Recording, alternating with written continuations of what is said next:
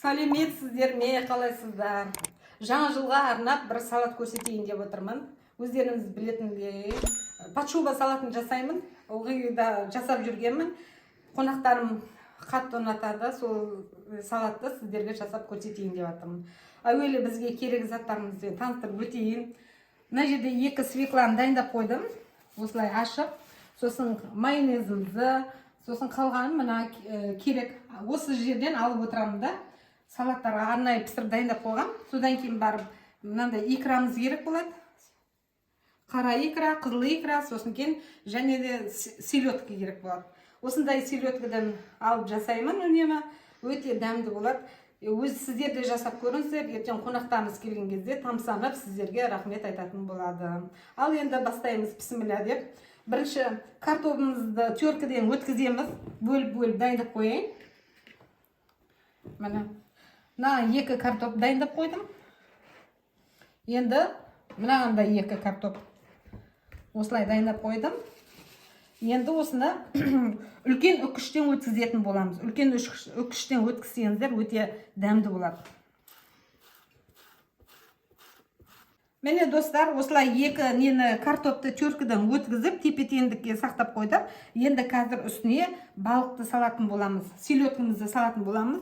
Мына селедканы кеше мен ашқан болатынбыз. Өзіміз үйде кішігірім жеп алып тұрғанбыз. Содан қалғаны бар екен. Осыны енді не қыламыз? Салатын боламыз, арасына пышақпен бөліп. Ана жерде қолмен тураға ыңғайсыз екен, қайтадан тақтайға көшіп, тақтайға турап жатырмын. Көрсетіп қояйық деп жатырмыз. Арасында осылай тақтайға осылай майдалап, турап, сосын кейін үстіне қоямыз.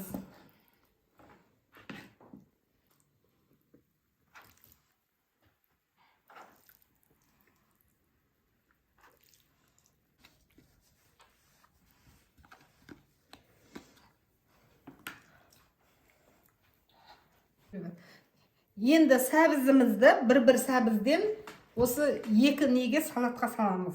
2 сәбізімізді 2 салатқа үккіштен өткізетін боламыз. Ал достар, мен сіздерге қызық нәрсе көрсетейін деп тұрмын. Біздер үнемі осындай жаңа жылдан алдында осындай салат жасаймыз. Пачуба болсын, қандай кез келген салат жасағанда міндетті түрде осындай тиындарды салаттардың арасына салатын боламын. Неге? Себебі осы тиынды мысалы келген адамдар жейді ғой, жеп жатқанда кімнің аузына түседі, сол адам жыл бойына қалтасы толы ақша болады деген ниетпен осылай салатын боламын. Енді бісміллә деп мына жерге саламыз. Үйлеріңізде бала болса абайлаңыздар. Енді қонақтарға қойғанда осылай қойып қойыңыздар. Сосын байқап отырасыздар, кімнің аузына түседі, сол жыл бойында міндетті түрде ақшасы қалтасынан үзілмейтін болады. Енді бісміллә деп немізді үккішімізден сәбізімізді өткізетін боламыз. Осылай жасаймын. Сосын кейін уже қанша жыл болды осылай жасап келе жатырмын. Осында салаттардың арасында тиындар салып 200 теңге, 100 теңге деген сияқты. Сонда жаңа жерден кейін осы жаңа жыл өткеннен кейін 1-2 айдан кейін көп адамдардың міндетті түрде үй алғандарын талай рет айтып келгендер болған. Үй алған, машина алған, я болмаса бизнес ашып, сондай қалталары үнемі ақшаға толы болып жүрген. Дәл сол келер жылы да. Сол сияқты шын ниеттеріңізбен осылай жақсылық тілесеңіздер, сіздерге 2 есе қайтатын болады. Міне морковымызды өткіздік. Міне сәбізімізді үккіштен өткізіп, қасықпен туралап, осылай әдемілеп қойдым. Енді майонезімізді жағамыз. 3 желания майонезі.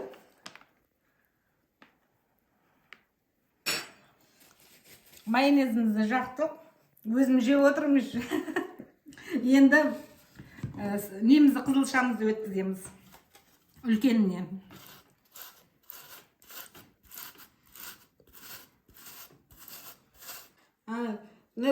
Пачуба жасап жатып есіме түсіп кетті да. Осы 95 жылдары деймін. Жаңағы апам, Екібастұзда тұратын апам бар еді, сол келіп қалып, осы салатты жасап, ол кезде селедкіден жасалған болатын.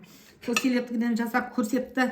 Содан кейін не керек жаңағы бүткіл бір жолдасымның туған күні болды. Сол кезде жаңа жерден туған күн жасап жатып, шалқардан осындай қыз келіншектердің барлығы қыдырып келіп туған күнді тойлағанда осындай пачуга салатын бірінші рет жасап көрсеткен болатын. Сонда барлығы таң қалып, мынандай салат бар ма не, дәмді екен, керемет екен деп. Сонымен рецептісін жазып алып, сөйтіп жаңа жерден тарап кетті ғой. Негізі ең жаңағы Екібастұздағы әпкем сол неден келіп, ол жақта орыстар ғой енді. Барлық орыстар осындай салаттар жасайды. Дәмі күшті, Сәуле осыны үйреніп алды, үйретіп беріп кеткен тұғын. Сол есіме түсіп кетіп, жаңа айта қояйын деп жатқаным ғой, сол кезде.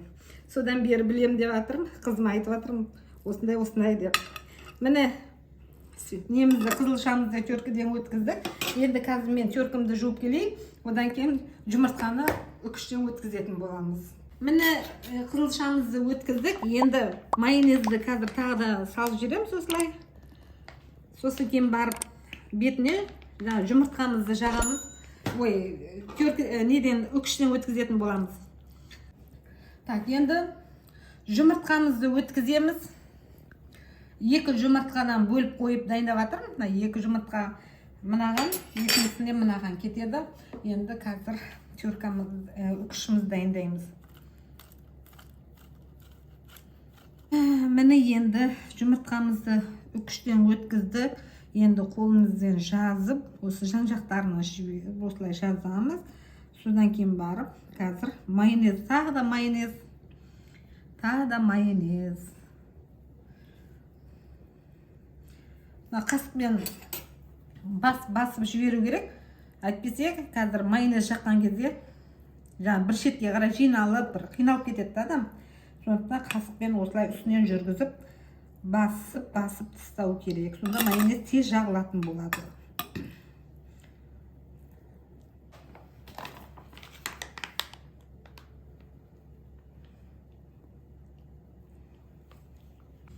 Міне енді қазір қарап отырсам, мынаған қызыл икра саламыз.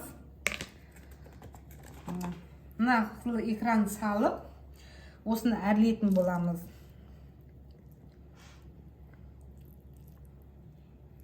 Сосын айналасын сүртіп, әдемілеп сүртіп, жалтыратып, салатымызды сәндеп қоямыз. Дәмі ерекше болады, осы икрамен жасаған. Қонақтарыңыз мақтап кететін болады. Болдық. Енді қарасын мынаған жасайтын боламыз. Қарасы бір қызыл, бір қара қылып жасасаңыздар, түсі де, түрі де, дәмі де енді керемет болады. Келген қонақтарыңыз енді аузын суы құрып мақтап кететін болады осы сіздерді. Бұл қара. Бұл енді натуральный емес икра, бірақ енді ол натуральныйды салатқа қосатын болсақ, сондықтан осындай немен, жаңа икрамен жасасаңыздар да болады. Міне достар, дайын болды. Қызыл икрадан және қара икрадан 2 пачуга дайын болды. Екеуі де өте дәмді. Келген қонақтарыңыз сіздерге риза болады. Неге? Себебі ішінде қонақтарыңызды байтатын теңге салдырып. Дұрыс па? Қандай күшті, керемет, әдемі. Ыдысым да керемет, салатым да әдемі болып шықты. Барлықтарыңызға ас болсын. Келе жатқан жаңа жылдарыңыз құтты болсын.